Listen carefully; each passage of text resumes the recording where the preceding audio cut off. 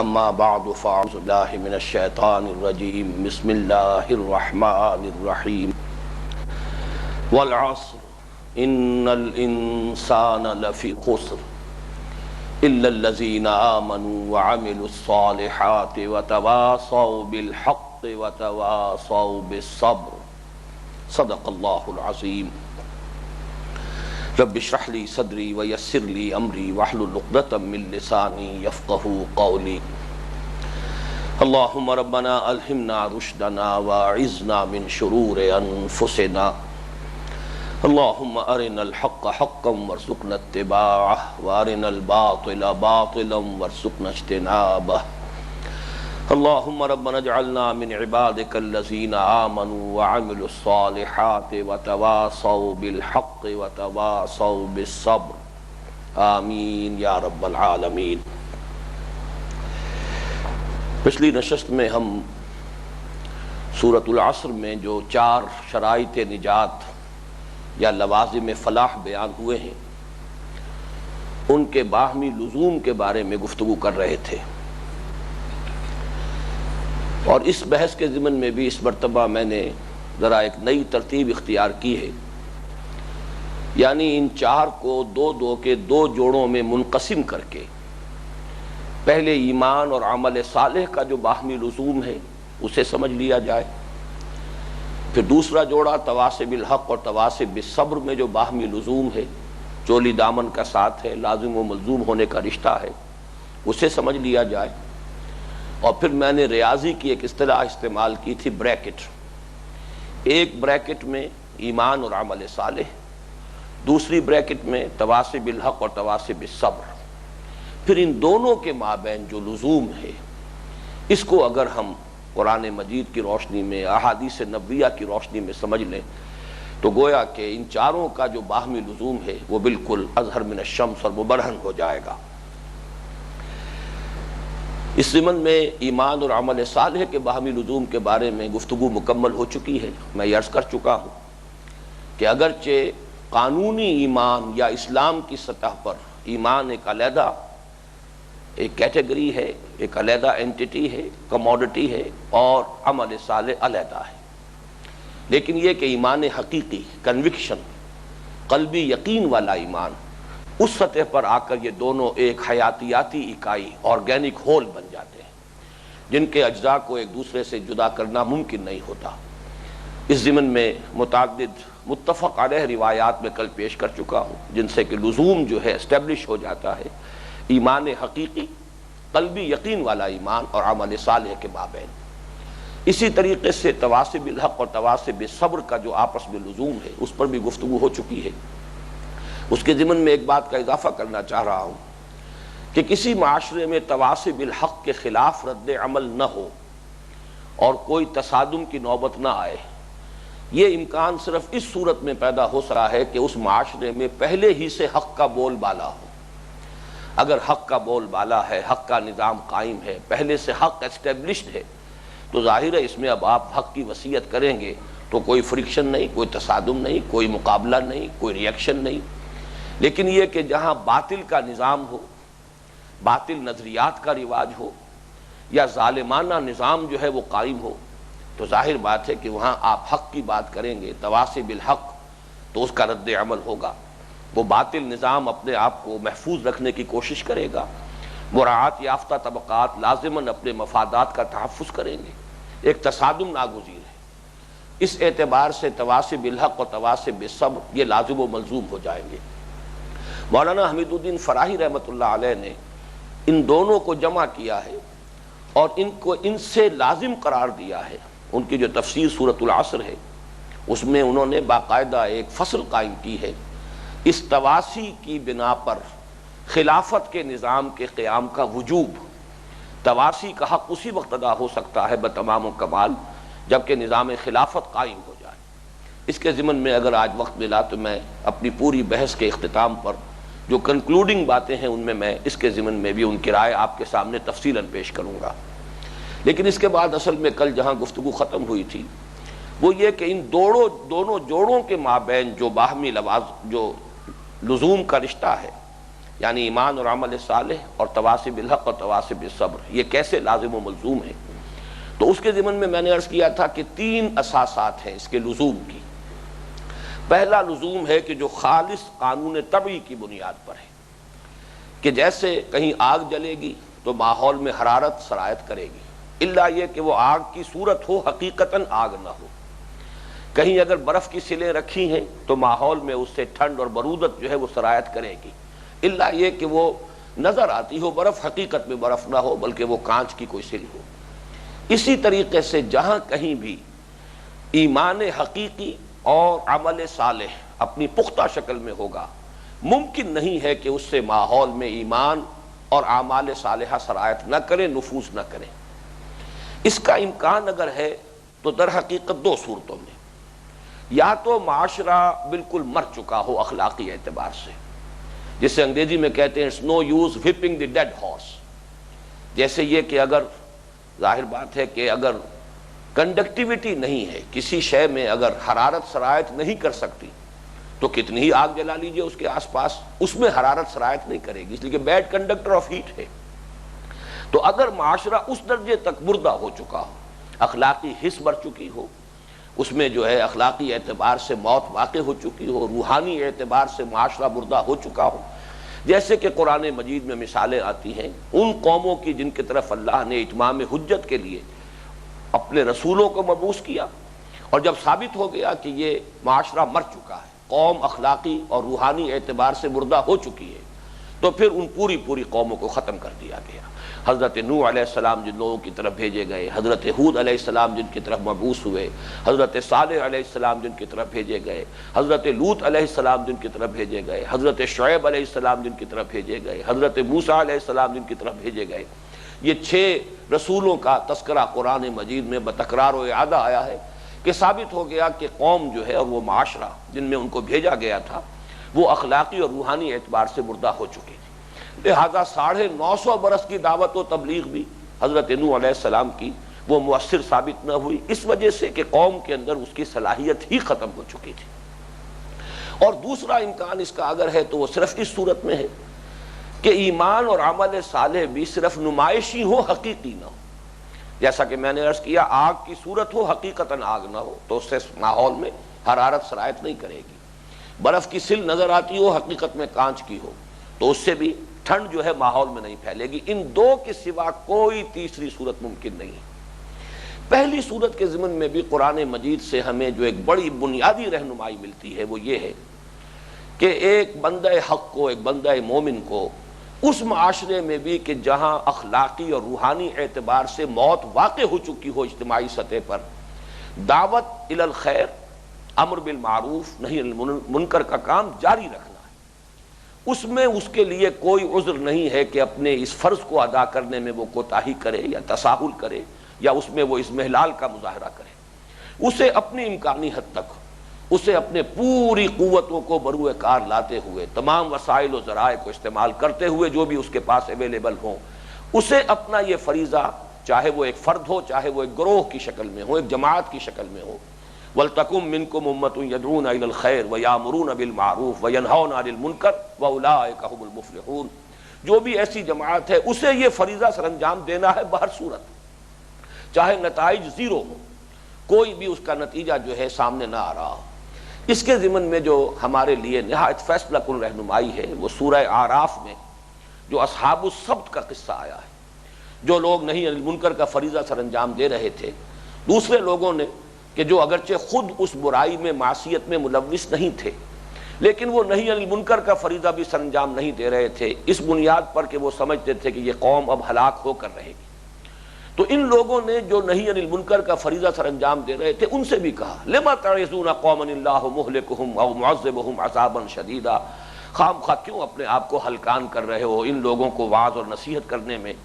جن کے بارے میں یہ بات ثابت ہو چکی ہے کہ یہ ہلاک ہو کر رہیں گے یا یہ کہ اللہ تعالیٰ انہیں شدید عذاب دے گا۔ ان کا جو جواب تھا وہ نوٹ کیجئے۔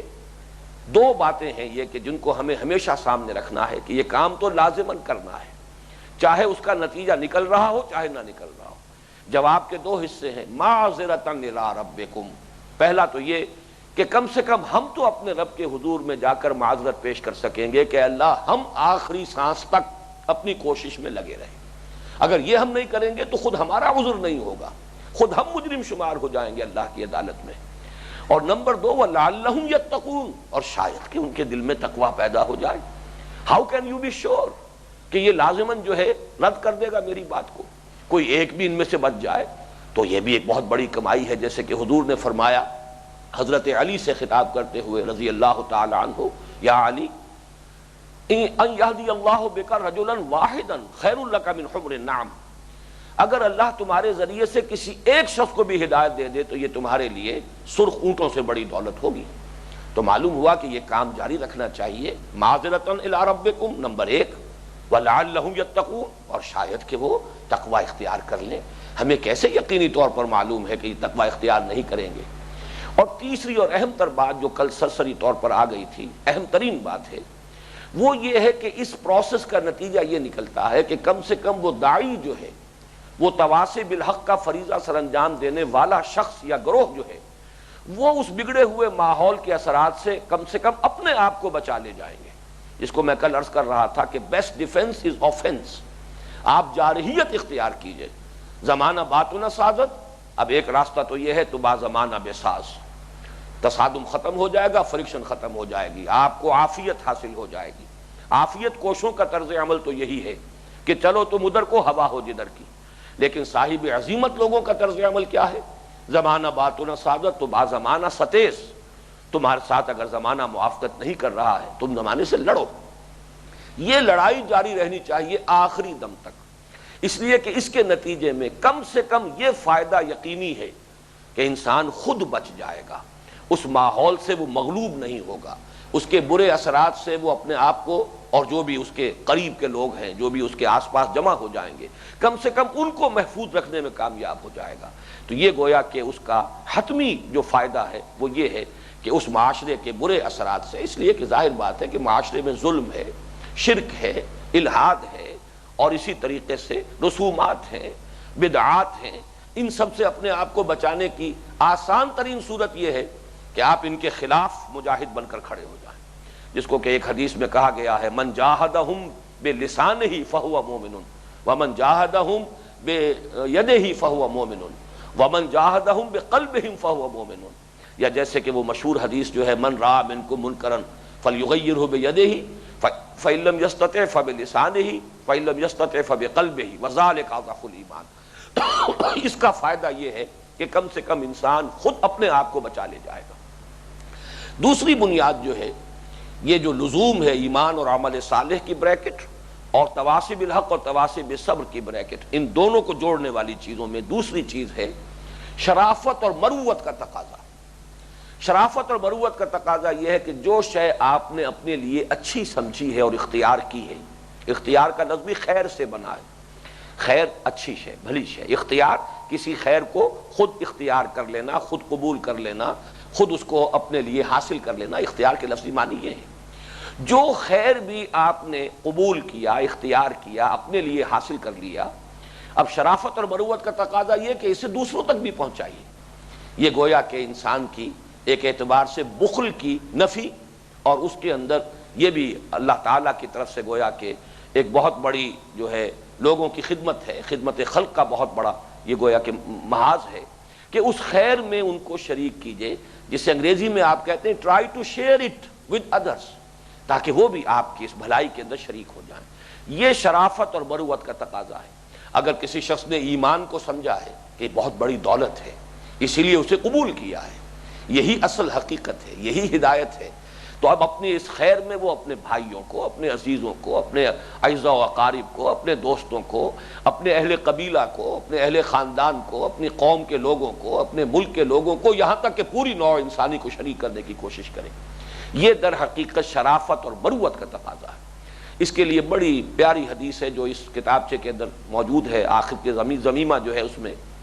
حضور نے فرمایا صلی اللہ علیہ وسلم لا یؤمن احدکم حتی یحب لأخیہ ما یحب لنفسہ. تم میں سے کوئی شخص مومن نہیں ہو سکتا جب تک کہ وہ اپنے بھائی کے لیے بھی وہی شے پسند نہ کرے جو اپنے لیے پسند کرتا ہے. یہ ایمان کا تقاضا ہے. گویا کہ اگر آپ ایسا نہیں کر رہے تو نفی ایمان کی ہو رہی ہے۔ لا یؤمن احدکم حتی یحب لاخیہ ما یحب لنفسہ، تم میں سے کوئی شخص مومن نہیں ہو سکتا جب تک کہ وہ اپنے بھائی کے لیے بھی وہی شے پسند نہ کرے جو اپنے لیے پسند کر رہا ہے، جو اس نے اپنے لیے پسند کی ہے۔ وہ اعمال صالحہ ہیں، وہ زندگی کا رہن سہن کا انداز ہے، جو بھی انسان نے طور اطوار اختیار کیے ہیں، جو اپنی زندگی کے رخ کو سنت کے اتباع کے انداز میں ڈھالا ہے، یہ خیر ہے، بہت بڑا خیر ہے۔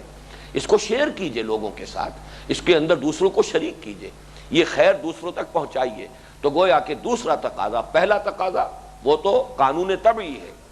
حرارت ہوگی ماحول میں سرایت کرے گی، برودت ہے، برف ہے، اس سے ٹھنڈ جو ہے ماحول میں سرایت کرے گی۔ حقیقتاً ایمان اور حقیقتاً عمل صالح ہے تو یہ ممکن نہیں ہے کہ وہ ماحول میں سرایت نہ کرے، الا یہ کہ ماحول بالکل مر چکا ہو۔ اگر قوم بالکل مر چکی ہے تو اس کا امکان ہے، لیکن یہ کہ اگر قوم کے اندر جان ہے، کسی درجے میں بھی ہے، تو دوسری شکل یہ کہ اگر آپ کا عمل بھی بظاہر نیکی کا عمل ہے، حقیقتاً نیکی نہیں ہے، اس میں کہیں کوئی کمپرومائز ہے باطل کے ساتھ، اگر یہ ہے تو ماحول بڑا حساس ہوتا ہے، لوگ خوب پہچان لیتے ہیں کہ یہ جو خیر پیش کر رہے ہیں یہ در حقیقت ایک ایسا خیر ہے کہ جو اس معاشرے کو قابل قبول ہے، وہ خیر جو ہے وہ پیش نہیں کر رہے کہ جس سے اس معاشرے میں تصادم پیدا ہوتا ہے۔ تو لوگ چاہے پڑھے لکھے نہ ہو، چاہے انہوں نے پی ایچ ڈی نہ کیا ہوا ہو اور بڑی کوئی اعلیٰ سندیں ان کے پاس نہ ہو، حس بڑی ان کی تیز ہوتی ہے کہ یہ در حقیقت کل عمل خیر کا یہ اظہار نہیں کر رہے، انہوں نے نیکیاں وہی اختیار کی ہیں کہ جن سے کوئی تکلیف نہ ہو، جس سے کوئی آزمائش نہ آئے اور جس سے کوئی کسی طرح کا ابتلا پیش نہ آئے، تو وہ بات ظاہر بات ہے کہ غیر مؤثر ہو جائے گی۔ اسی طریقے سے اب تیسری بات کی طرف آئیے۔ تیسرا ہے غیرت اور حمیت کا تقاضا۔ انسان میں غیرت اگر ہے تو حق کی غیرت، حمیت حق، جس سے کہ اس نے حق سمجھا ہے اس کا بول بالا کرنا چاہیے، یہ انسان کی غیرت اور حمیت کا تقاضا ہے۔ اگر کوئی شخص جو ہے اپنے والدین کے لیے غیرت اور حمیت رکھتا ہے، اپنی ماں کے لیے کوئی بری بات سننے کے لیے تیار نہیں ہے، تو ظاہر بات ہے کہ اس کے اندر اس سے کئی گنا، ہزارہا گنا یہ غیرت اور حمیت جو ہے اللہ کے لیے، اللہ کے رسول کے لیے، اللہ کے دین کے لیے، اس حق کے لیے ہونی چاہیے کہ جسے اس نے حق سمجھ کر قبول کیا ہے۔ اگر نہیں ہے تو معلوم ہے بے غیرت انسان ہے، بے حمیت انسان ہے۔ تو غیرت و حمیت کا تقاضا بھی یہ ہے کہ انسان جو خود اپنے لیے ایمان اور عمل صالح کی روش کو اختیار کر چکا ہو، اب اس حق کا بول بالا کرنے کے لیے تن من دھن لگائے۔ اس کے ضمن میں تو بلکہ ایک بڑی ہی لرزا دینے والی حدیث ہے، وہ میں بعد میں عرض کروں گا، جو عدم توازن ان چیزوں میں ہوتا ہے اس کی مثال کے طور پر، لیکن یہ کہ اس کو نوٹ کر لیجئے کہ ان دونوں بریکٹس کو جوڑنے والی چیز یہ تین ہوئی: قانون طبعی، شرافت اور مروت کا تقاضا، لا یؤمن احدکم حتی یحب لاخیہ ما یحب لنفسہ، اور تیسرے غیرت اور حمیت۔ اب آگے چلیے، اس پوری گفتگو کا حاصل کیا ہے؟ یہ جو ہم نے ایمان، عمل صالح، تواصی بالحق اور تواصی بالصبر اور ان کا باہمی لزوم جو ہے وہ سمجھ لیا ہے، حاصل کیا ہے؟ اگر آپ ادھر سے چلیں گے، ایمان اگر حقیقی ہے، عمل لازماً درست ہوگا۔ کسی وقت کوئی کوتاہی ہو جانا یہ بالکل دوسری بات ہے، وقتی اثرات کے تحت آ کر، جسے سورہ نساء میں کہا گیا ہے کہ انما التوبۃ علی اللہ للذین یعملون السوء بجہالۃ ثم یتوبون من قریب۔ اللہ تعالیٰ نے اپنے ذمے لیا ہے، اپنے اوپر واجب قرار دیا ہے ان لوگوں کی توبہ کو قبول کرنا جو کہیں جہالت میں، نادانی میں، جذبات کی رو میں بہہ کر وقتی اثرات کے تحت کوئی غلط حرکت کر بیٹھتے ہیں، پھر جیسے ہی ہوش میں آتے ہیں فوراً توبہ کرتے ہیں۔ تو اللہ تعالیٰ نے فرمایا انما التوبۃ علی اللہ للذین یعملون السوء بجہالۃ ثم یتوبون من قریب۔ اس چیز کو علیحدہ رکھ دیجئے، وقتی اثرات ہو سکتے ہیں، نسیان ہو سکتا ہے، ذہول ہو سکتا ہے، خطا ہو سکتی ہے، وقتی طور پر جذبات کا طوفان آ گیا ہے، ماحول کے اثرات جو ہیں انہوں نے اوور پاور کر لیا ہے انسان کو، بالکل بے بس کر دیا ہے، لیکن یہ ہوں گے جیسے کہ پہاڑی نالوں کے اندر دریاؤں میں سیلاب آتا ہے، ادھر آیا ادھر گیا، یہ تو کیفیت جو ہے یہ دائم نہیں ہوتی، اور جیسے ہی وہ ریلا گزر جائے گا سیلاب کا فوراً انسان توبہ کرے گا۔ لیکن یہ کہ قاعدہ کلیہ یہی ہوگا کہ ایمان اگر حقیقی ہے، قلبی یقین والا ایمان ہے، پرسنل کنوکشن والا ایمان ہے، تو اعمال پر اس کا اثر مترتب ہوگا، اعمال درست ہو جائیں گے۔ اور اگر عمل اپنا پختہ ہے، صحیح ہے، بھرپور ہے، گمبھیر ہے، ہماگیر ہے۔ میں نے یہ تمام الفاظ اس لیے استعمال کیے کہ ہو سکتا ہے کہ عمل کا کوئی ایک شعبہ لے کر آدمی بیٹھا ہوا ہے، صرف عبادات لے کر بیٹھا ہوا ہے، باقی چیزوں کی طرف دھیان نہیں ہے، تو اس سے پھر جو نتیجہ میں برآمد کر رہا ہوں وہ لازمی نہیں ہوگا۔ وہ ہماگیر ہو، جو بھی شریعت کے مختلف تقاضے ہیں، اعمال صالحہ کے مختلف پہلو ہیں، ان سب کے اندر بھرپور اور گمبھیر اور ہماگیر اگر وہ عمل ہے اور وہ پختگی کو پہنچا ہے تو لازماً تواصب الحق اور تواصب صبر کے برگوبار اس پر آ کر رہے گا۔ یہ یوں سمجھیے کہ یہ جیسے کہ ایک بیج یا گٹھلی اگر وہ صحیح ہے اور صحیح زمین میں اگر پڑ گئی ہے، زمین بھی وہ شور زدہ نہیں ہے بلکہ اس زمین کے اندر بھی زرخیزی موجود ہے، صلاحیت موجود ہے، صالح بیج ہے، صالح گٹھلی ہے، صالح زمین ہے، اس کا نتیجہ یہ ہوگا کہ وہ بیج فالق الحب والنوا، اللہ تعالیٰ نے اپنے لیے فرمایا جو گٹھلیوں کو پھاڑنے والا اور جو بیجوں کو پھاڑنے والا ہے، شق کرتا ہے، پھر دو پتیاں نکلتی ہیں، پھر اس سے ایک تنا وجود میں آتا ہے۔ کزرع اخرج شطأہ فآزرہ فاستغلظ فاستوى علی سوقہ، یہ یقیناً پھر ایک درخت بنے گا اور درخت میں برگ و بار آئیں گے۔ اگر دو شرطیں پوری ہیں، بیج یا گٹھلی بھی صالح ہے، مریض نہیں ہے، اسی طریقے سے زمین بھی صالح ہے، زرخیز ہے، اسی طریقے سے انسانی شخصیت اگر وہ فطرت کی صلاحیت پر برقرار ہے، پرورٹڈ نہیں ہے، اور اس میں ایمان کا بیج پڑا ہے، تو اس کے نتیجے میں لازماً عمل صالح، تواصب الحق، تواصب صبر کے برگ و بار آئیں گے۔ بلکہ میں یہاں اس کو ایک اس تمثیل کے حوالے سے واضح کرنا چاہتا ہوں جو حضور نے اختیار فرمائی صلی اللہ علیہ وسلم۔ یہ ایک بڑی طویل حدیث میں سے میں صرف ایک جملہ حضور کا آپ کو سنا رہا ہوں۔ یہ حضرت معاذ بن جبل رضی اللہ تعالیٰ عنہ سے مروی ہے یہ روایت، اور مسند احمد میں بھی ہے، سنن ابن ماجہ میں بھی ہے، جامع ترمذی میں بھی ہے، سنن نسائی میں بھی ہے رحمہم اللہ۔ اور حضرت معاذ بن جبل انصاری صحابی ہیں رضی اللہ تعالیٰ عنہ، بڑا اونچا ان کا مقام ہے۔ عالمہم بالحلال والحرام معاذ بن جبل، حضور نے فرمایا ہے کہ حلال اور حرام سے سب سے زیادہ واقفیت رکھنے والا، احکام شریعت کا گویا کہ سب سے زیادہ ماہر جو ہے وہ میرے صحابہ میں سے یہ معاذ ہے۔ ان کی بڑی طویل حدیث ہے، وہ ہمارے منتخب نصاب میں شامل ہے، انشاءاللہ کسی مرحلے پر وہ پوری حدیث بھی ہم پڑھیں گے۔ اس وقت یہ ہے کہ حضور نے حضرت معاذ کو بتایا ہے کہ یہ جو ہمارا دین ہے، حاضل امر کا لفظ استعمال کیا، ہمارا یہ معاملہ، یہ ہمارا دین، ہمارا معاملہ، اس کے مختلف جو اجزاء ہیں ان کو واضح کیا تین الفاظ سے۔ راس و حاضل امر، ہمارے اس دین کا یا ہمارے اس معاملے کی جڑ کیا ہے، اور قوام و حاضل امر، اس کا تنا کیا ہے، وذروۃ السنام منہ، اور اس کی چوٹی کیا ہے۔ جیسے درخت کی میں نے ابھی مثال دی، درخت کی ایک جڑ ہے، ایک تنا ہے، پھر اس کے اوپر شاخیں ہیں، پتے ہیں، پھل یا پھول جو بھی آئیں گے وہ ان شاخوں اور پتوں پر آئیں گے، نہ جڑ میں لگیں گے نہ تنے میں لگیں گے، برگ و بار جنہیں ہم کہتے ہیں۔ تو جڑ اور تنا اور برگ و بار، یہی تین الفاظ استعمال کیے حضور نے۔ اور اب وہ حضور صلی اللہ علیہ وسلم کا جملہ مبارکہ سنیے، ان رأس هذا الامر ان تشهد ان لا الہ الا اللہ وحدہ لا شریک لہ وان محمدا عبدہ ورسولہ۔ ہمارے اس دین، ہمارے اس معاملے کی جڑ، اس کی بنیاد تو یہ ہے کہ تم گواہی دو کہ اللہ کے سوا کوئی معبود نہیں، وہ تنہا ہے، اس کے ساتھ کوئی شریک نہیں، اور یہ کہ محمد صلی اللہ علیہ وسلم اللہ کے بندے اور رسول ہیں۔ وَأَنَّ قَوَامَ هَذَا الْأَمْرِ اِقَامُ الصَّلَاةِ وَإِيتَاءُ الزَّكَاةِ، اور ہمارے اس امر کا، ہمارے اس دین کا، ہمارے اس معاملے کا تنا، قوام، جس پر کوئی چیز کھڑی ہوتی ہے، اس کا ستون کہہ لیجئے، عمارت کے لیے ستون قوام ہے، درخت کے لیے تنا جو ہے وہ قوام ہے۔ وَأَنَّ قَوَامَ هَذَا الْأَمْرِ اِقَامُ الصَّلَاةِ وَإِيتَاءُ الزَّكَاةِ، نماز کا قائم کرنا اور زکوٰۃ کا ادا کرنا۔ یہ گویا کہ عمل صالح میں سے جو دو اہم ترین ہیں، جو گویا کہ بہت بنیادی ہیں، ان کا ذکر کیا گیا۔ اب تیسرا حصہ ہے وَأَنَّ ذَرْوَةَ السَّنَامِ مِنْهُ الْجِهَادُ فِي سَبِيلِ اللَّهِ، اور جو اس کی چوٹی ہے وہ جہاد فی سبیل اللہ ہے۔ جہاد فی سبیل اللہ در حقیقت جامع ہے تواصب الحق، تواصب الصبر کا، حق کی دعوت، حق کی تبلیغ، حق کی اشاعت، حق کے بول بالا کرنے کی جد و جہد، پھر اس میں جو بھی رد عمل ہو، جو مخالفت ہو، جو تکالیف آئیں، جو ابتلائیں ہوں، جو بھی آزمائشیں آئیں، جن بھٹیوں میں سے گزرنا پڑے، انسان تن من دھن اس کام کے لیے لگانے کے لیے اور جان کی بازی کھیلنے کے لیے تیار رہے۔ یہی جہاد فی سبیل اللہ ہے، بے اموالکم و انفسکم۔ اس جہاد میں اپنے مال بھی خرچ ہوتے ہیں، اپنی جانیں بھی صرف ہوتی ہیں۔ تو یہ ہے در حقیقت ان میں لزوم کا معاملہ کہ اگر ادھر سے چلیں گے ایمان اگر صحیح ہے عمل صالح نتیجتاً وجود میں آئے گا، آگے چلیں گے تواسب الحق کی شاخ اس سے پھوٹے گی، اور اگر وہ حق صحیح ہے، بھرپور ہے، کل ہے،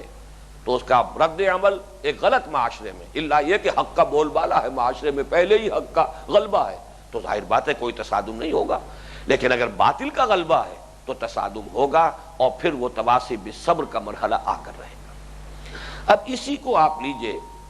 یہی چیز کو کانورسلی لیجئے، یہ ذرا اب تلخ بات بن جائے گی، لیکن یہ کہ میں چاہتا ہوں کہ اس کو بھی اچھی طریقے سے ذہن نشین کر لیا جائے۔ اگر کہیں تواصی بالصبر کا مرحلہ نہیں آ رہا، تصادم نہیں ہو رہا، تکالیف نہیں آ رہی، معاشرہ ریئیکٹ نہیں کر رہا، کہیں کوئی ابتلا نہیں ہے، اور بظاہر آدمی سمجھتا ہے میں دین کی دعوت دے رہا ہوں، حق کی دعوت دے رہا ہوں، حق کی تبلیغ کر رہا ہوں، تو something is wrong somewhere۔ وہ پورے دین کی تبلیغ نہیں کر رہا، وہ یقیناً دین کے ان حصوں کی تبلیغ کر رہا ہے کہ جس سے کسی کو کوئی اندیشہ نہیں، جس سے کسی کے مفاد پر کوئی آنچ نہیں آتی، کوئی نہ کوئی جنٹل مین ایگریمنٹ ہے، کوئی نہ کوئی باطنی درپردہ مفاہمت اور مصالحت ہے اس باطل کے نظام کے ساتھ، ورنہ کیسے ممکن ہے کہ حق کی دعوت ہو اور نظام باطل جو ہے اس کا راستہ روکنے کے لیے میدان میں نہ آئے؟ انہونی بات ہے، امپاسبل، ناممکن۔ اگر ایسا ہے کہ دعوت بظاہر حق کی دعوت ہے لیکن نظام باطل اسے برداشت کر رہا ہے، اس کے اندر کوئی اندیشہ محسوس نہیں ہو رہا، تو لا محالہ یا تو یہ ہے کہ کوئی درپردہ مفاہمت ہے شعوری یا غیر شعوری، یا یہ ہے کہ دین کے صرف ان اجزاء کی تبلیغ کی جا رہی ہے کہ جن سے کسی کے مفاد پر کوئی آنچ نہیں آتی۔ نماز پڑھنے کی آپ دعوت اور تبلیغ دیتے کرتے رہیے، ظاہر بات ہے نہ سرمایہ داروں کو کوئی اندیشہ ہے، نہ جاگیرداروں کو کوئی اندیشہ ہے، نہ جن کے تاج و تخت جو ہیں، جن کے ایوان سجے ہوئے انہیں کوئی اندیشہ ہے۔ پڑھو نماز، روزہ رکھنے کی تلقین کرتے رہیے، کسی کو کیا اندیشہ ہے؟ انگریز کو بھی اس میں کوئی اندیشہ محسوس نہیں ہوا، انگریزوں کی چھاونیوں میں کھڑے ہو کر اذانیں دی گئی ہیں، نمازیں پڑھی گئی ہیں، جمعہ اور جماعت ہوتا رہا ہے، اللہ اکبر کے نعرے لگتے رہے، انگریز کو بھی معلوم تھا۔ they don't mean it، یہ ان کا مفہوم ہے ہی نہیں کہ اللہ واقعی سب سے بڑا ہے، یہ تو ایک مذہبی عقیدہ ہے، اس عقیدے کی حیثیت سے اس کو بیان کر رہے ہیں، ورنہ اگر کوئی شخص سمجھ کر کہے اللہ اکبر تو نفی ہو رہی ہے۔ انگریز بڑا نہیں ہے، انگریز کا قانون بڑا نہیں ہے، اللہ بڑا ہے، اللہ کا قانون بالا تر ہے، یہ تو کلمہ بغاوت ہے، پھر محض ایک اللہ اکبر کا کلمہ بغاوت ہے، بشرطے کہ اس کو جو بھی کہہ رہا ہے وہ سمجھ کر کہہ رہا ہو۔ لیکن جب معلوم ہو کہ نہیں یہ مفہوم نہیں ہے،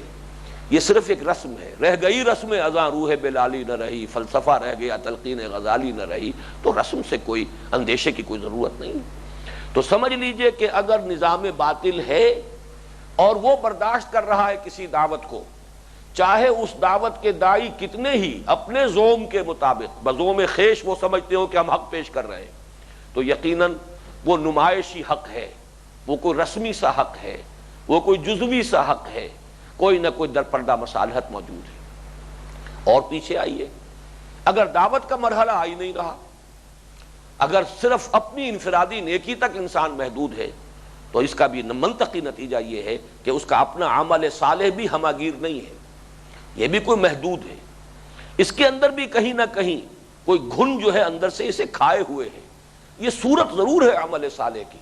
جیسے کہ آپ کو معلوم ہے کوئی چوکھٹ لکڑی کی بڑی ہی بہت ہی موٹی چوکھٹ اندر سے گھن کھا جاتی ہے، لیکن یہ کہ اوپر ایک ونیئر برقرار رہتا ہے۔ گھن جو ہے کتنا سا حقیر سا وہ کیڑا سا ہے، اسے بھی اتنی سمجھ اللہ نے دی ہے کہ وہ اندر سے پوری لکڑی کو کھا جاتا ہے، لیکن یہ کہ اوپر ایک چپٹی جو ہے کہہ لیجئے یا ونیئر جو ہے وہ برقرار، اس لیے کہ اگر یہ ختم ہو گیا تو نظر آ جائے گا کہ اندر کیا ہو رہا ہے۔ وہ ونیئر ہے، صرف حقیقت نہیں۔ عمل صالح کا صرف کچھ مظاہر ہے، حقیقت نہیں۔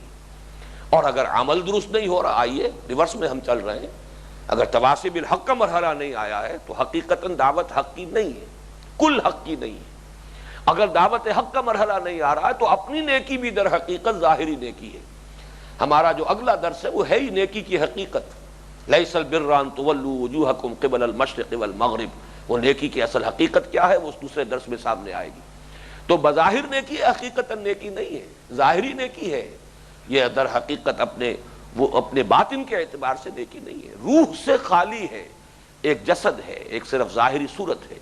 اور اگر یہ بھی نہیں ہے، نیکی نہیں ہے، تو پھر ایمان نہیں ہے، جس میں کہ میں نے بارہا آپ کو وہ جیسے کل بھی میں نے عرض کیا تھا کہ حضور کی وہ حدیث لا ایمان لمن لا امانۃ لہ، کوئی ایمان نہیں ہے اس شخص کا جس کے اندر امانت داری کا وصف نہیں۔ معلوم ہوا کہ ایک عمل سے نفی ہو رہی ہے ایمان کی۔ لا یؤمنو واللہ لا یؤمنو واللہ لا یؤمنو واللہ لا یؤمنو قیل من یا رسول اللہ قال الذی لا یأمن جارہ بوائقہ، متفق علیہ، بخاری اور مسلم دونوں کی روایت۔ خدا کی قسم وہ شخص مومن نہیں، خدا کی قسم وہ شخص مومن نہیں، خدا کی قسم وہ شخص مومن نہیں۔ پوچھا گیا حضور کون؟ فرمایا وہ شخص الذی لا یامن جارہ بوائقہ، جس شخص کا کہ پڑوسی اس کی ایذا رسانی کی وجہ سے چین میں نہیں ہے، جس کو آپ کہیں گے زیادہ سے زیادہ ایک بد اخلاقی ہے، کج خلقی ہے، یہ کوئی کبیرہ گناہ نہیں ہے جو ہمارے ہاں فہرست ہے کبیرہ گناہوں کی، اس کے اندر شاید اس کا کہیں وجود ہی نہ ہو، لیکن یہ کہ اس سے نفی مطلق 3 مرتبہ اللہ کی قسم کھا کر نفی مطلق فرما رہے ہیں۔ وہ بات نوٹ کر لیجئے کہ اس کے معنی یہ نہیں ہے کہ وہ شخص کافر ہو گیا، وہ فرق رکھیے، وہ ایمان، وہ قانونی ایمان یہ بالکل علیحدہ شے ہے، اس کا تعلق جو ہے دنیا میں کسی کے مسلمان شمار ہونے سے، گناہ کبیرہ پر بھی کوئی شخص جو ہے کافر نہیں ہوتا، اور یہ امام اعظم امام ابو حنیفہ رحمۃ اللہ علیہ کا موقف 100% درست ہے۔ لیکن وہ قانونی ایمان ہے جس کی بنیاد پر دنیا میں ہم کسی کو مسلم یا مومن سمجھتے ہیں، وہ حقیقی ایمان جس کی بنیاد پر آخرت میں اللہ تعالیٰ کسی کو مومن تسلیم کرے گا، وہ شے دیگر ہے، وہ تصدیق بالقلب والا ایمان ہے، وہ یقین قلبی والا ایمان ہے، اس کی نفی کی جا رہی ہے۔ تیسری بات، اور یہ بہت اہم ہے، اسی کو میں کنکلوڈ کر رہا ہوں جو ہم نے تیسری آیت کے ضمن میں الا الذین آمنوا وعملوا الصالحات وتواصوا بالحق وتواصوا بالصبر، اس کی جو بھی ہم نے اس کے بارے میں کچھ گہرائی میں جا کر غور و فکر کرنے کی کوشش کی ہے، اس کے ضمن میں جو میں حاصل کلام جو میں اس وقت بیان کر رہا ہوں، ادھر سے چلیں گے ایمان حقیقی ہے، عمل درست ہوگا، عمل اپنا صحیح ہوگا، تواصی بالحق کا نتیجہ ضرور وجود میں آئے گا۔ تواصی اگر واقعتاً حق کی ہو رہی ہو، پورے حق کی ہو رہی ہو، تو تصادم ہوگا اور صبر کے مراحل آ کر رہے ہیں۔ صبر کا مرحلہ نہیں آ رہا ہے تو دعوت بظاہر حق کی ہے لیکن کل حق کی نہیں ہے، کوئی در پردہ مفاہمت ہے، یا حق کے ایسے جز کی دعوت دی جا رہی ہے کہ جس سے دوسروں کو کوئی اندیشہ محسوس نہیں ہو رہا، باطل کو کوئی خطرہ محسوس نہیں ہو رہا۔ یہ نہیں ہے تو گویا کہ اپنا عمل بھی درست نہیں ہے، تواصی بالحق بھی نہیں ہے تو گویا کہ اپنا عمل بھی صحیح نہیں، ظاہری نیکی ہے، حقیقی نیکی نہیں، اور اگر یہ عمل صالح نہیں ہے تو پھر ایمان بھی نہیں، حقیقی ایمان نہیں۔ تیسری بات جیسا کہ میں نے عرض کیا وہ یہ ہے کہ ان میں توازن کی ضرورت ہے، جیسا کہ میں نے گزشتہ نشست میں عرض کیا تھا کہ وہ گراف کا جو معاملہ ہوتا ہے، ایک ہاریزونٹل لائن ہے، ایک ورٹیکل لائن ہے، ایک افقی جو ہے خط ہے اور ایک عمودی خط ہے۔ جو افقی ہے، جو ہاریزونٹل ہے، اس میں ایمان، عمل صالح، تواصی بالحق، تواصی بالصبر، اور جو ورٹیکل ہے، عمودی ہے، اب اس میں مقدار اور کوانٹٹی آئے گی۔ ایمان اگر تھوڑا ہے اسی درجے میں، لیکن ہے قلبی یقین والا، اس کے اندر تصدیق بالقلب کا عنصر موجود ہے، کوانٹیٹیولی کم ہے، گہرائی کم ہے تصدیق بالقلب کے درجے میں موجود، تو اسی درجے میں عمل بھی درست ہو جائے گا، اسی درجے میں تواصی بالحق بھی ہوگا، اسی کی مناسبت سے تواصی بالصبر بھی ہو جائے گا۔ ایمان کی مقدار بڑھتی ہے، یا یوں کہیے کہ اگر اس کی گہرائی کے اندر اضافہ ہوتا ہے، اس کی گہرائی اور گہرائی بڑھتی ہے تو اسی درجے میں عمل بھی بہتر ہوگا، اس کے اندر اور شان جو ہے نکھرے گی، اس میں فرائض سے آگے گزر کر مستحبات اور نوافل تک کا معاملہ آئے گا، اسی طریقے سے پھر شد و بد کے ساتھ اس میں اضافہ ہوگا، دعوت اللہ، امر بالمعروف نہی عن المنکر، اس کے اندر بھی اسی نسبت سے اضافہ ہوگا، پھر اسی کے اندر پھر صبر اور استقامت اور تمام جو بھی معاملات ہیں ان میں برداشت کرنا، اور اس کا بھی اضافہ ہوگا۔ اس میں ایک توازن کی ضرورت ہے، اگرچہ کامل توازن تو ایک بڑی انقا قسم کی چیز ہے، وہ بہت مشکل ہے کہ مل سکے، شاذ لوگ ہوتے ہیں، اس لیے کہ اللہ تعالیٰ نے کچھ مزاج مختلف بنائے ہیں جن کو جدید سائیکالوجی میں ایکسٹروورٹس اور انٹروورٹس کے نام سے تعبیر کیا جاتا ہے۔ یہ مزاج دو مختلف مزاج ہیں، کچھ لوگ فعال زیادہ ہوتے ہیں، کچھ لوگ دروں بینی ان کا جو ہے خاصہ ہے، اور انہیں اپنے باطن میں جھانکنا اور خود اپنے خیالات کی دنیا میں مگن رہنا یہ انہیں زیادہ مرغوب ہے بنسبت اس کے کہ وہ لوگوں میں جائیں، گھلیں ملیں، ہنسیں، باتیں کریں۔ یہ دو مزاج ہیں اللہ نے بنائے ہیں، اسی اعتبار سے جو اونچے مراتب ہیں اس پر بھی صدیقیت اور شہادت کے جو دو مراتب عالیہ ہیں ان کی بھی در حقیقت مناسبت اسی سے ہے۔ جو انٹروورٹس ہوتے ہیں وہ در حقیقت آگے جائیں گے، صدیقین کی فہرست میں شامل ہوں گے۔ جو ایکسٹروورٹس ہوتے ہیں ان کی جب روحانی اور دینی ترقی ہوگی وہ شہداء کے زمرے میں آئیں گے۔ اس اعتبار سے کسی درجے میں کمی کہ ایمان اور اپنے ذاتی نیکی جو ہے نسبتاً زیادہ ہے، دوسرا جو ہے جہاد، اس کے لیے جد و جہد قدرے کم، ایک یعنی معمولی درجے میں فرق و تفاوت، یہ تو سمجھیے کہ قابل فہم بھی ہے، اس لیے کہ اللہ تعالیٰ نے مختلف مزاج بنائے ہیں، افتاد طبع لوگوں کی مختلف ہوتی ہے، اور یہ قابل عفو بھی ہے، اس لیے کہ اس درجے میں کچھ کمی بیشی جو ہے وہ بہرحال یوں سمجھیے کہ اس کو کنڈون کیا جا سکتا ہے کہ یہ افتاد طبع اور مزاجوں کے فرق کی بنا پر ہے۔ یا یہ ہے کہ کسی میں بھاگ دوڑ زیادہ ہے، دعوت اللہ کے لیے جد و جہد زیادہ ہے، جہاد کے لیے اس کے اندر زیادہ آمادگی ہے، صبر و استقامت کا مادہ زیادہ ہے، لیکن یہ کہ زیادہ گہرے غور و فکر کا مادہ نہیں ہے، اپنے من میں ڈوب کر پاجا سراغ زندگی والی بات جو ہے اس سے طبی مناسبت نہیں ہے، اور وہ زیادہ جو ہے اپنی انفرادی نیکی میں وہ نوافل اور مستحبات کی طرف اتنی توجہ نہیں دے رہا ہے، تو کسی درجے میں اونچ نیچ ان دونوں کے مابین یا یہ زیادہ اور یہ قدرے کم، یا یہ قدرے کم وہ زیادہ، یہ تو قابل فہم ہے۔ اور جیسا کہ میں نے عرض کیا یہ اللہ تعالیٰ نے جو مختلف مزاج بنائے ہیں ان کے اعتبار سے یہ نتائج تو نکلیں گے، اور اسی کے حوالے سے یہ دو اصطلاحات جو ہیں صدیقین اور شہداء، اس پر تفصیل میں گفتگو کرنے کا موقع نہیں ہے، لیکن بہرحال یہ جو چار مراتب عالیہ قرآن مجید میں بیان کیے گئے ہیں، منعم علیہم کے چار گروہ، اولئک مع الذین انعم اللہ علیہم من النبیین والصدیقین والشہداء والصالحین، تو گویا کہ نیچے سے چلیں گے یہ چار درجے ہیں، صالحین مومنین، پھر شہداء، ان سے بلندتر صدیقین، اس سے بلندتر انبیاء۔ ظاہر بات ہے نبوت کا دروازہ اب بند ہے، پہلے بھی وہ کوئی اکتسابی شے نہیں تھی، وہ بھی تھی خالص، اللہ جس کو چاہتا تھا دیتا تھا، وہ انسان کی اپنی محنت سے کوشش سے حاصل ہونے والا مرتبہ نہیں تھا، اب مستقلاً وہ دروازہ بند ہی ہے۔ تو اب گویا کہ عام صالحین مومنین اس سے اوپر جو اٹھیں گے وہ شہداء اور صدیقین ہوں گے۔ شہداء کی زیادہ مناسبت ایکسٹروورٹ سے ہے، فعال لوگ، اور صدیقین کی زیادہ مناسبت انٹروورٹ سے، غور و فکر اور سوچ بچار کے عادی لوگ۔ یہ گویا کہ مختلف مزاج ہیں جو اللہ نے بنائے ہیں، اور یہ براڈ ایک تقسیم ہے، کیٹیگرائزیشن ہے۔ لیکن اگر اس سے زیادہ پیتھولوجیکل اور کوئی یعنی یوں سمجھیے کہ مریضانہ قسم کا عدم توازن ہے تو اس کی صرف دو مثالیں میں اس وقت دوں گا۔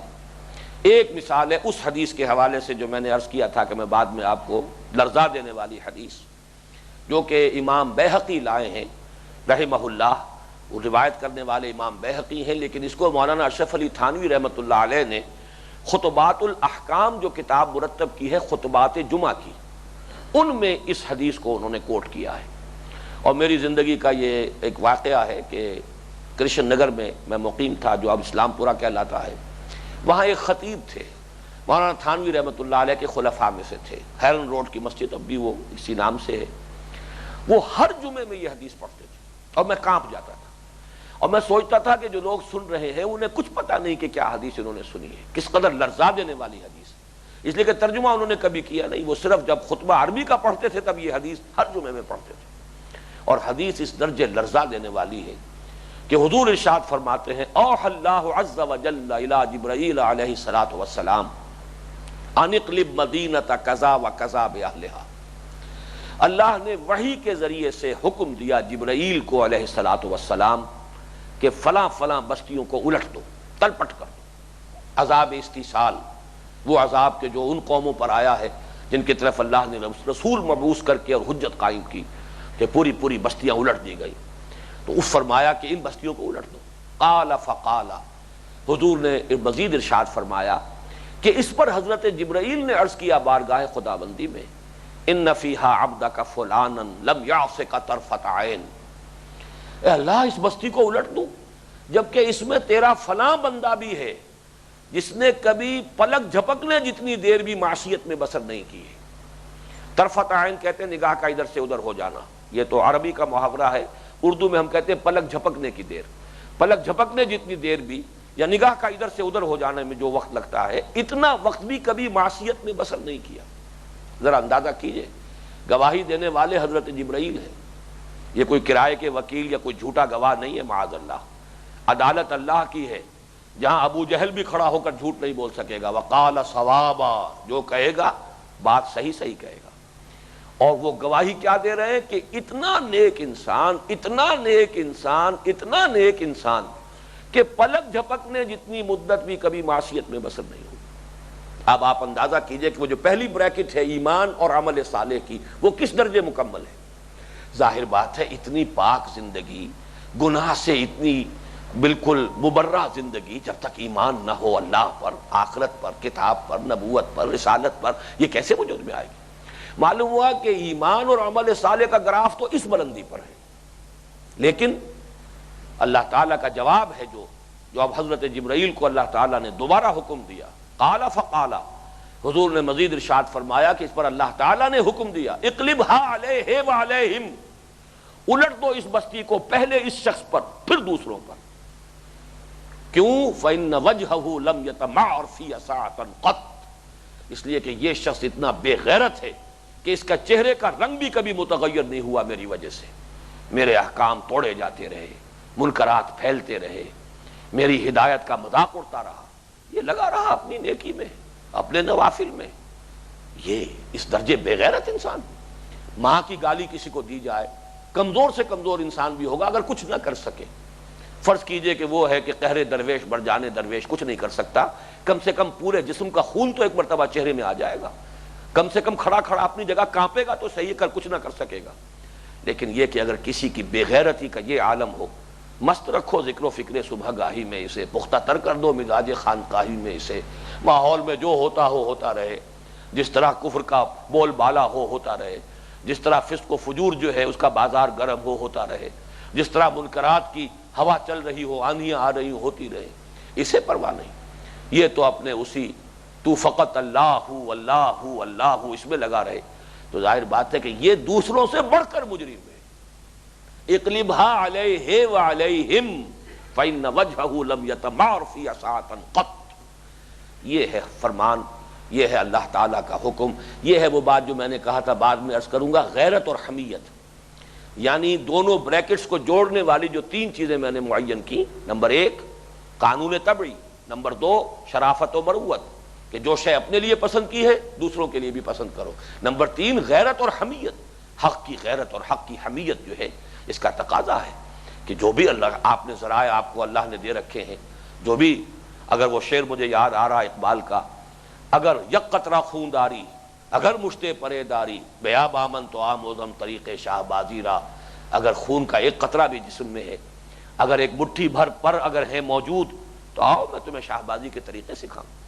تو اگر کچھ بھی اللہ نے دیا ہے اسی کو لے کر آ جاؤ میدان میں، باطل کے خلاف اگر پنجہ آزمائی کے لیے میدان میں نہیں آتے، اس کا مطلب یہ کہ تم دوسروں سے بڑھ کر مجرم ہو، دوسرے غافل ہیں، تم عارف ہو، سب کچھ سمجھ رہے ہو، تم پر حقیقتیں منکشف ہیں، اگر تمہارا یہ طرز عمل ہے تو تم دوسروں سے بڑھ کر مجرم ہو۔ اقلبها علیہ وعلیہم، الٹو اس بستی کو، پہلے اس پر پھر دوسروں پر۔ دوسرا اس کے برعکس جو ہے یہ پیتھولوجی، اس میں کیا ہوا کہ یہ ایک بریکٹ ایمان اور عمل صالح وہ اس درجے پر، لیکن تواصی بالحق تواصی بالصبر یہ بالکل نیچے، عدم توازن انتہائی شکل۔ دوسرا عدم توازن ہمارے اس دور میں پیدا ہوا ہے اس لیے کہ بہت سے اسباب ایسے ہیں کہ جن سے اعلاء کلمت اللہ، جہاد اور اقامت دین اور اللہ کے دین کا احیاء، اس کا ولولہ، اس کا کچھ چرچا اس درجے عام ہو گیا ہے کہ بہت سے لوگ اس میدان میں ہیں۔ لیکن اس میں آپ کو نظر آئے گا ایسے بھی لوگ ہیں، اپنا عمل دیکھیے تو وہ نظر آ رہا ہے کہ وہ بالکل جو بیس لائن ہے اس کے ساتھ پڑا ہوا ہے، فرائض بھی بمشکل پورے ہو رہے ہیں،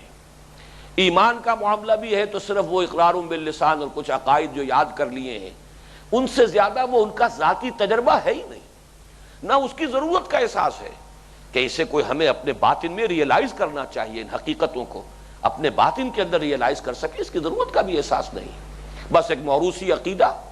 اور یہ کہ عبادات وغیرہ میں اپنے اعمال کے اندر بھی بہت ہی نیچے۔ لیکن دوسری طرف دیکھیے تو مجاہد ہیں اللہ کے راہ کے، اور جو بول بالا کرنے کے لیے دین کا میدان میں آ گئے ہیں، ان کی تقریریں سنیے، ان کے نعرے سنیے، ان کے جلوس دیکھیے، تو معلوم ہوتا ہے کہ شاید صحابہ کرام کے اندر بھی یہ جوش و خروش نہ ہوتا ہو۔ وہ جوش و خروش ان کا جو تھا وہ آتش فشاں پہاڑ کے مانند تھا، اندر تھا، لیکن یہ کہ یہاں جو بھی نعرے لگتے ہیں اور جو دھواں دھار قسم کی باتیں ہوتی ہیں، یہ بالکل اس کے برعکس کیفیت ہے۔ اور یہی سبب ہے یہ تحریکیں ناکام کیوں ہو رہی ہیں، کیا وجہ ہے ابھی تک ہم کہیں بھی منزل مقصود کے قریب نہیں پہنچ پا رہے؟ اس کا وجہ یہی عدم توازن ہے۔ ایک عدم توازن وہ کہ اپنا ایمان، وہ تو گویا کہ نہ صرف ایمان بالغیب بلکہ انسان اس کوشش میں ہے کہ مشاہدہ کرے، اس کے لیے اتنے مراقبے کر رہا ہے، اس کے لیے اتنی تپسیائیں کر رہا ہے، فجاہد فی خلواتک، وہ مجاہدے جاری ہیں۔ اپنی نیکی کا یہ عالم ہے کہ لم یاسک طرفۃ عین، لیکن تواصی بالحق تواصی بالصبر، یا زیرو پر یا بہت ہی بیس لائن کے قریب۔ یا یہ دوسرا ہے برعکس کہ اپنا ایمان، اس کی گہرائی اور گہرائی کی کوئی فکر نہیں، بس موروثی عقیدہ اقرار باللسان پر چل رہے ہیں،